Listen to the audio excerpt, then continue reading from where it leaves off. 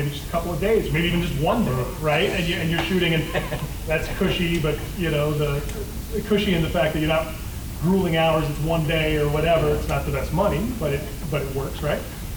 And then, like I said, when you're doing daytime television and kids television, it's often shot on tighter schedules, and if there's kids on the show, that changes things because of child labor laws. They gotta get their schooling in too. Yeah.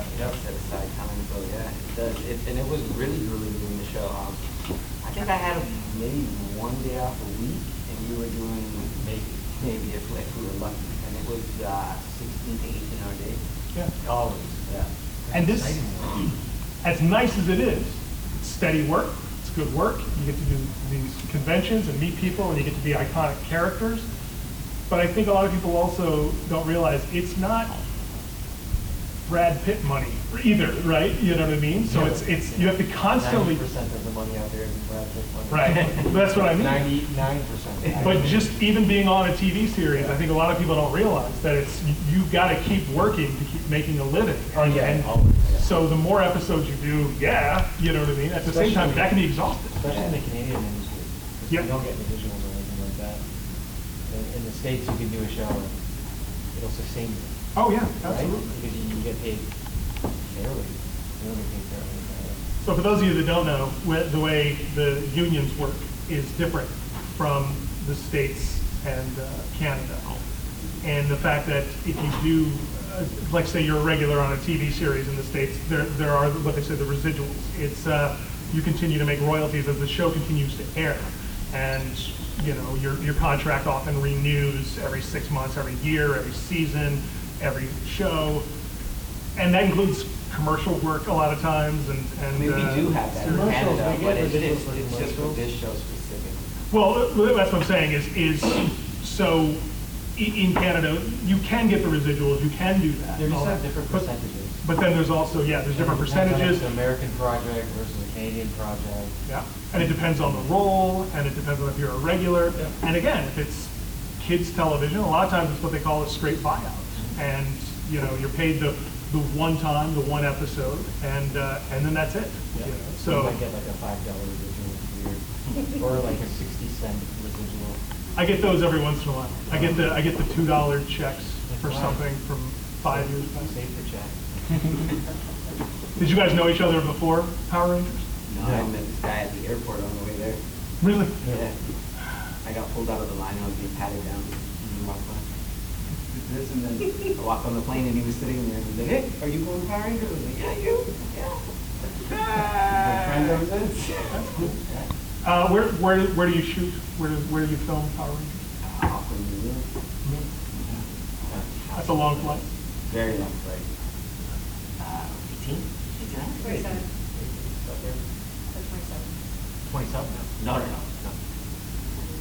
Yeah. No, it's about 18. 18 hour flight. 18 to 20, it just depends on the layover. Yeah. It's a 4-hour flight. I guess 5. 5 go to the West Coast, Vancouver or LA, and then it's a 12. Very cool. Now, do you both still live in Toronto? Yeah. Yeah. I think so here most of the time. What a lot of I wonder if people wouldn't think this, but it is challenging to step into iconic roles, iconic brand. Power Rangers has been around as long as you guys have been alive. So what's the biggest challenge for stepping into something like that and knowing that you're going to have to do this for at least 30 episodes, if not more, 40? For me, it was frightening because I grew up watching the show. Yeah. And actually, as a kid, I used to run around and tell everyone I'm going to be a Power Ranger when I grow up.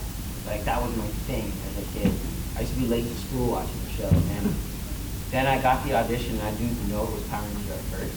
They just, sent a script with the character, and, I went in there and I did it. And then I got a call back, and I ended up booking the role. I didn't even know what color I was going to be until I got there. Really? And then the crazy part was when I got there, JDF was in our season. He was my favorite Power Ranger as a kid. I had his pajamas. That's what I wanted to be. Yeah. So then I saw him and I was like, Jeff, you know who that is? He's like, yeah, Jason, he's an actor. Like, Jeff, I met him. It's like, I just met him. This is no big deal with Jeff. You all out there like, oh my God. So yeah, for me it was nerve wracking just because I grew up watching the show, so I felt like I had, I knew what I had to. There was a lot to live up to in my head, so I felt like I kind of put a lot of pressure on myself. But in the end, it worked out. It worked out well. Yeah. I had no question because I missed the show. Like, Yeah. I knew it was on. You'd have to live in a cave to not know it, right? I didn't watch the show. Yeah. So, I mean, it took me 2 months to sign my contract Wow. because I was just debating. Oh yeah, we were waiting on him. Really? Do this? Literally, Do I yeah. do this? Wow. I started doing a lot of independent films, and I was really into that. Yeah. And I was like, how's this going to change? How's this going to change the course of things? I guess I was just used to starving. And I didn't want to, and I was just so used to that struggle. And then jumping into like, all of a sudden now, Power Rangers working for Disney. Oh yeah. Is this the right move? Is this what I'm supposed to do? And everyone's like, yeah.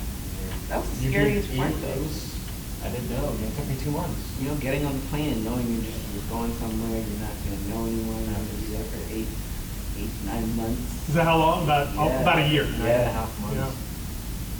Now, see, that's the thing is, like I said, you'd have to live in a cave to not know Power Rangers. Yeah. I admit it's something that I've only come to watch because I have kids now. I mean, I've always been just slightly too old. Forced You know what I into mean? it now. I'm sorry? Forced into it now. Yeah, but, well, and I apologize.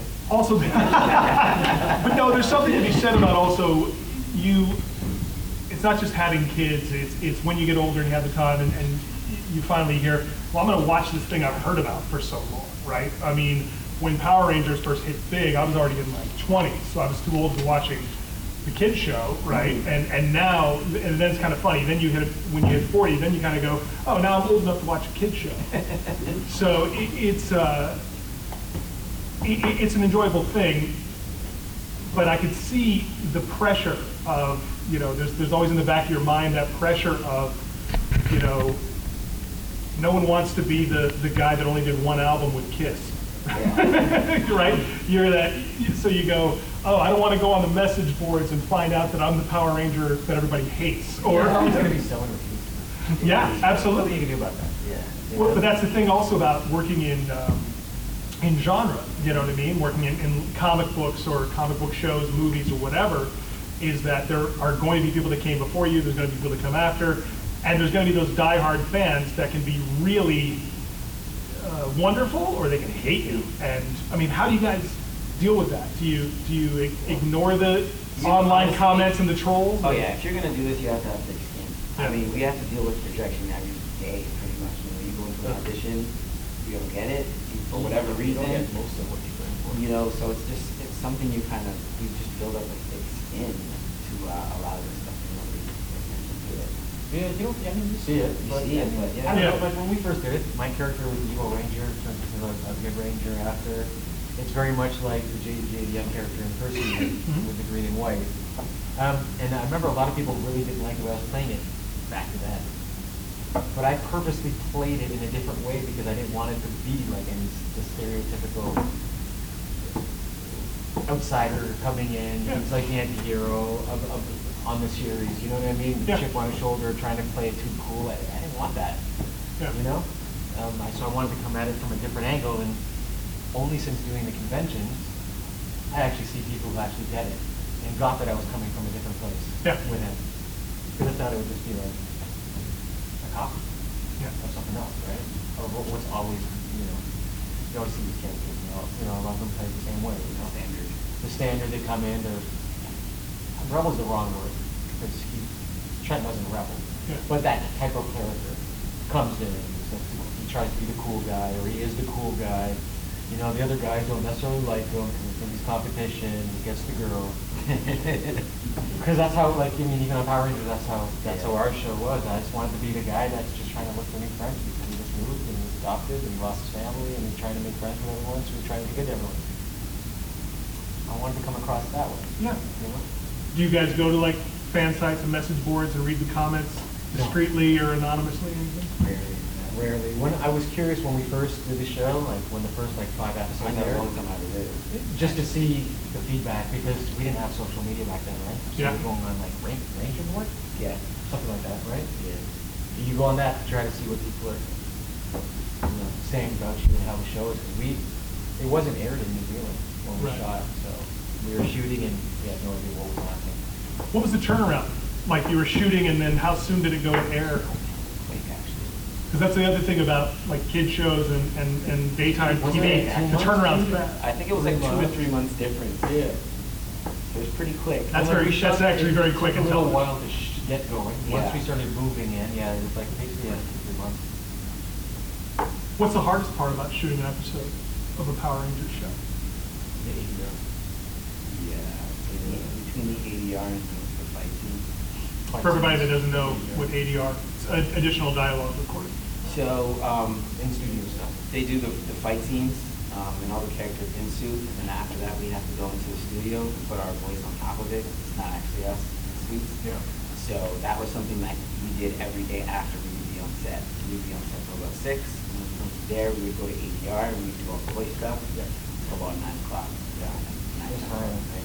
I remember because I had to do it for the good. I did the voice of the evil Ranger as well. Mhm. And man, I must have shot like, it was like 160 hours. Oh, come on. How long did this Actually, actually? we did a lot. We did like 3 hours a day. Yeah. Every day. It was a lot. Okay, so maybe it wasn't that long. It was like a good week and a half's worth of evil Ranger voice that we chose to voice. And then it got sent out to LA and Disney's like, we can't do that voice. How come? It was too dark. Oh, yeah? Too something. I don't know what it Too was. scary, I think. So then we I had to go and do that whole week and a half over again. It was already agreed and like okayed Yeah, in New Zealand, yeah. and then it had to get all changed. And you didn't get paid extra?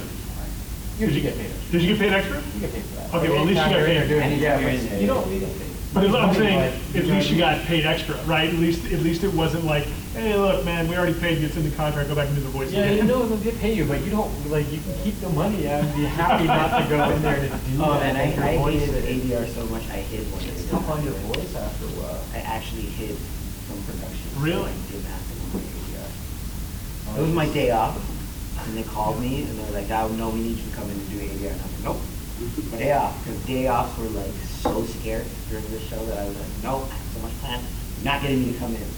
And they literally showed up at my apartment, and like knocked on the door, as I was like getting ready to leave, and I was like, oh no, I hear this. They were like, Kevin, are you in there? What? And then I hear my landlord is with the guy who runs the ADR. He's like, well, no, just open it. Let's see if he's in there. And I'm like, oh, what do I do now? Because they've been knocking and I haven't been answering. Like, The door I can't opens turn and back they're like, now. You know, hey, so guys. first thought was run into the closet. Yeah. Hid between my shirts. Okay, they're gonna look around for me. So I heard the Texting landlord. me. I was In the texting him closet. while I was in the closet. He was like, you're in my apartment. I'm in the closet. I'm hiding. You're supposed to meet me. So you were actually trapped in the closet. Trapped in the You're doing- closet, and I hear my landlord like, yeah, see, he's not here. Let's go.